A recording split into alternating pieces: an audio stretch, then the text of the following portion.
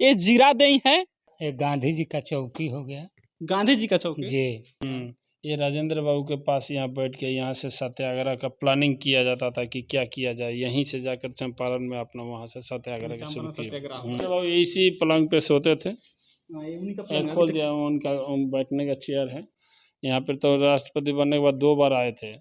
तो मतलब आते थे तो यहाँ से पुलिस वुलिस नहीं मिलने देता था, तो उसके पीछे से रास्ता है, वो गांव में जाके घूम कर किसी समाचार वगैरह लेते थे। तो जब आते थे प्रेसिडेंट बनने के बाद भी तो पुलिस नहीं मिलने देते थे, तो अपने दोस्तों से जाकर मिलते थे पीछे हाँ, में। उधर से पीछे के दरवाजे से पुलिस को जानकारी भी नहीं रहता था। फिर भी जाकर मिलाते थे अपने दोस्तों से। तो राजेंद्र जी फर्स्ट बार राष्ट्रपति बने गाँव में तो स्वागत हुआ था। उनके दादी जी बोले थे कि लग रहा है सिपाही से बड़े हो गए हो। तो यहाँ पर जैसे इनके फैमिली के कोई भी मेंबर रहते हैं। राजेंद्र बाबू का पोता है ये बालाजी। देखिए तकिया है, और ये वही तकिया है जो डॉक्टर राजेंद्र प्रसाद और गांधी जी यूज किया करते थे। अभी हम देश के प्रथम राष्ट्रपति डॉक्टर राजेंद्र प्रसाद के जन्म स्थल पर मौजूद हैं। और देखिए यहाँ लिखा हुआ है भारतीय पुरातात्विक सर्वेक्षण डॉक्टर राजेंद्र प्रसाद का पैतृक निवास। ये जीरादेई है, और हम यहाँ दिखाने आए हैं कि डॉक्टर राजेंद्र प्रसाद जो भारत के पहले राष्ट्रपति थे, वो जो उनका जो जन्म स्थान है, जो घर है जहाँ पे वो रहते थे, जो चीज़ों का इस्तेमाल करते थे, क्या वो अभी भी मौजूद है या नहीं। अब मौजूद है तो कैसे मौजूद है, यहाँ लोग क्या उनके बारे में कह रहे हैं, कैसे वो समय। देखिए ये यहाँ पर उनका लगा है प्रतिमा, डॉक्टर राजेंद्र प्रसाद की प्रतिमा है। और देखिए यहाँ पे जो लोग मौजूद है, क्योंकि यहाँ पे लोग देखने के लिए आते हैं कि डॉक्टर राजेंद्र प्रसाद का घर कैसा है, वो जो चीज़ें इस्तेमाल करते थे वो सब कैसा है। और हमने चाहा कि आपको दिखाया जाए जब सिवान में आए हैं। देखिए यहाँ पे चौकी रखा है, और ये शायद कर्मचारी होंगे। आप कर्मचारी हैं यहाँ के? आप यहाँ कर्मचारी हैं जी। तो आप अकेले हैं कि और लोग हैं? नहीं, और स्टाफ है, 4-5 स्टाफ है। जी। तो ये यहीं पे रहते थे राजेंद्र प्रसाद जी? जी जी जी। तो किधर कौन सा रूम था उनका? यहीं पे सोते थे? उनका रूम था ये बैठक हो गया, ये गांधी जी का चौकी हो गया। गांधी जी का चौकी? जी। इसी पर गांधी जी ठहरे थे 2 दिन। 2 दिन? कब डेट?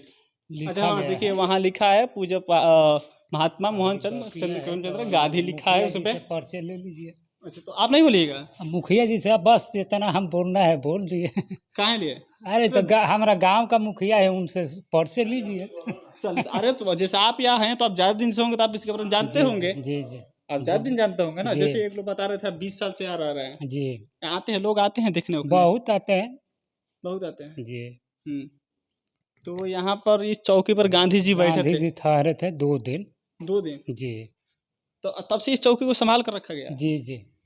चादर वही है? चादर नहीं, चादर तो बदला गया है, बेडशीट बदलता जी जाता है। जी। तो चौकी तो बहुत पुराना होगा? हाँ, चौकी पुराना है, बहुत पुराना। जी। कितना साल हो गया होगा? हमको लग रहा है कि 150 साल तो लगभग हो गया होगा। नहीं, इससे कुछ कम होगा। 1927 से मुखिया जी से हाँ बताएंगे। अच्छा, ये मुखिया जी हैं? क्या नाम है? अक्षयलाल शाह। अक्षयलाल शाह। आप यहाँ प्रेजेंट है मुखिया हैं? तो ये है चौकी जिस पर गांधी जी 2 दिन ठहरे थे, और इसीलिए 3 दिन ठहरे थे, और इसीलिए चौकी को संभाल कर रखा गया। ये राजेंद्र बाबू के पास यहाँ बैठ के यहाँ से सत्याग्रह का प्लानिंग किया जाता था कि क्या किया जाए। यहीं से जाकर चंपारण में अपना वहाँ से सत्याग्रह का शुरू किया। ये यहाँ पे ठहरे थे, और वो मंदिर जो है उसी समय में मंदिर का मतलब बिरला उद्घाटन किया था।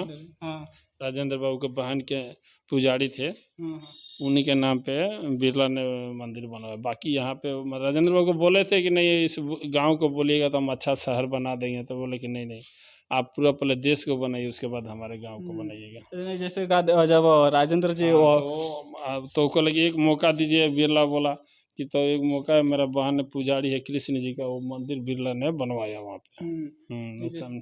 सामने है। अच्छा। नहीं तो जैसे जब राजेंद्र जी फर्स्ट बार राष्ट्रपति बने गाँव में तो स्वागत हुआ था। उनके दादी जी बोले थे कि लग रहा है सिपाही से बड़े हो गए हो। मेरा दादा लोग बोलते थे यहाँ पे, मेरा दादा भी बच्चा थे, तो वो लोग बोले यहाँ पर तो राष्ट्रपति बनने के बाद 2 बार आए थे।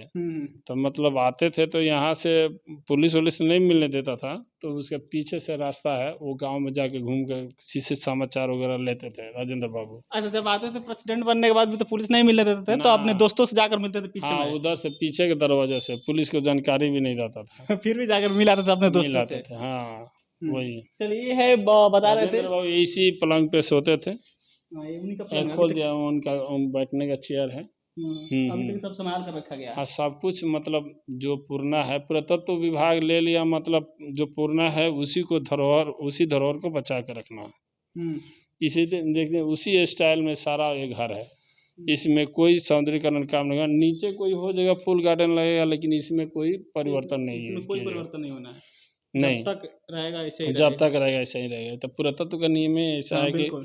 पुराना धरोहर को बचा के रखना बचा के उसी स्टाइल में।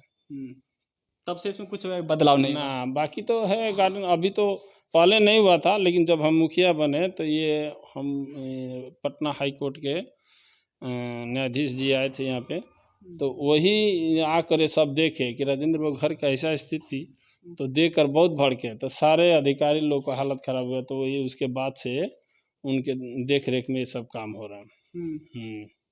ये गार्डन वार्डन का सौंदर्यीकरण मतलब पेंटिंग सेंटिंग, ना तो पेंटिंग सेंटिंग भी नहीं था। लोग तो बहुत आते होंगे।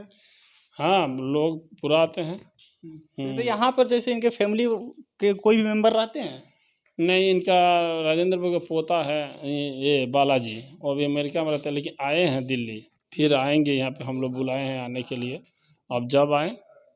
बाकी इनकी सब फैमिली वो तो अगला साल आए थे, तो आगे के जमीन लिखे थे इस एरिया को सौंदर्यीकरण के लिए कि भाई इसको सौंदर्यीकरण जब तक उसको एनओसी नहीं देंगे राजेंद्र बाबू का पोता, तब तक कोई काम नहीं होगा सरकारी काम। तो एनओसी दे दिया। अब सरकार कब इसमें सौंदर्यीकरण काम आगे करती है देखिए।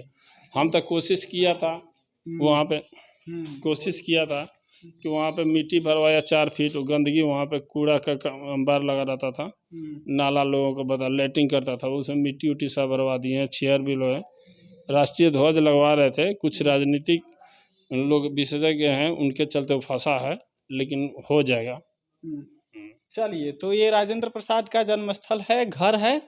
और देखिए यहाँ पे कई महत्वपूर्ण चीज़ें अभी भी संभाल कर रखी गई। महत्वपूर्ण चीज़ें का मतलब ये कि देखिए ये उस ज़माने की चौकी है जब गांधी जी बिहार आए थे चंपारण सत्याग्रह की शुरुआत करने। तो ये वही चौकी है जिस चौकी पर बैठकर डॉक्टर राजेंद्र प्रसाद और महात्मा गांधी प्लानिंग करते थे कि किस प्रकार से चंपारण सत्याग्रह की शुरुआत होगी, उसमें कैसा स्ट्रेटजी रहेगा और किस प्रकार से अंग्रेज़ों को खदेड़ देना है, और किस प्रकार से जो नील की खेती ज़बरदस्ती कराई जाती थी उससे कैसे छुटकारा पाना है। इसी चौकी पर बैठकर गांधी जी और राजेंद्र बाबू वो स्ट्रेटजी तैयार करते थे, प्लानिंग करते थे। 3 दिन महात्मा गांधी इस चौकी पर ठहरे थे, और इसी वजह से इस चौकी को अब तक संभाल कर रखा गया है। देखिए ग्लास से इसको पूरा घेर दिया गया है चारों तरफ से। हम अंदर से आकर चाहेंगे कि एक बार और दिखा दिया जाए कि किस प्रकार से इसको संभाल कर रखा गया है।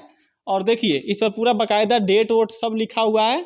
और इसमें देखिए ये चादर है, जो चादर शायद केवल बदलता होगा, बाकी ये उसी तरह से सेव करके रखा गया है। देखिए ये तकिया है, और ये वही तकिया है जो डॉक्टर राजेंद्र प्रसाद और गांधी जी यूज किया करते थे, बैठते थे। ये वो चादर है, और ये है वो चौकी जिस चौकी पर पहली बार गांधी जी और डॉक्टर राजेंद्र प्रसाद बैठे थे चंपारण सत्याग्रह के लिए।